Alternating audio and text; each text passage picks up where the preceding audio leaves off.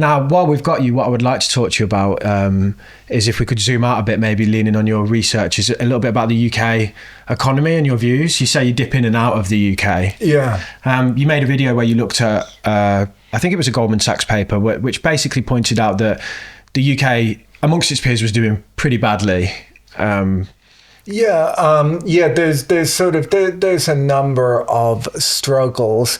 It's very, it's always complex as to what causes problems, and people for various reasons. Like it's very easy to say it's definitely because of Brexit, but it would appear to be something other than that. There were a number of papers I looked at. One, I'm trying to remember who wrote this one, but British stocks have maybe underperformed. The underperformance began around the time of the Brexit referendum, but it's so uniform. Like a way of thinking about it is that if Brexit was definitely the issue, there would be some companies that were heavily impacted by Brexit and they should do horribly. And there's other kind of British companies, but they're so international that they're mostly unaffected and they should do fine.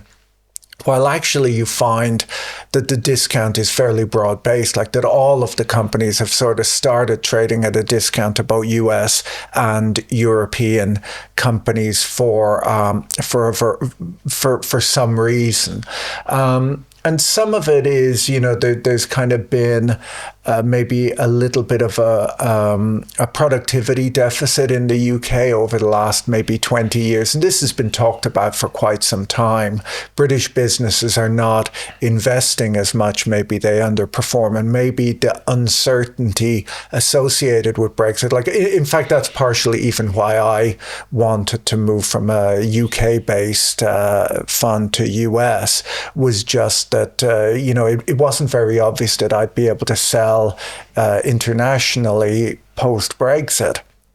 So, you look at these things and you think, well, maybe the reason, although Brexit itself is not necessarily the cause, maybe it sort of put a bit of a scare amongst business people and they backed off on making any big plans, and the lack of plans has possibly hindered the UK economy. But nonetheless, it would still appear that, that British stocks are trading at a discount to, even when you adjust for sectors and so on, to American stocks. You talk about tools. I'm going to point to, I say it all the time, but the internet speeds here. So I've got shockingly bad internet where I live up north. I'm talking copper wire. Like, it's below what they deem as like a minimum requirement in terms of speeds. Do you think lack of investment in infrastructure, like that could be the thing? That is exactly the type of thing that will hold people back, because productivity is just basically how much work can you get done in a given time, and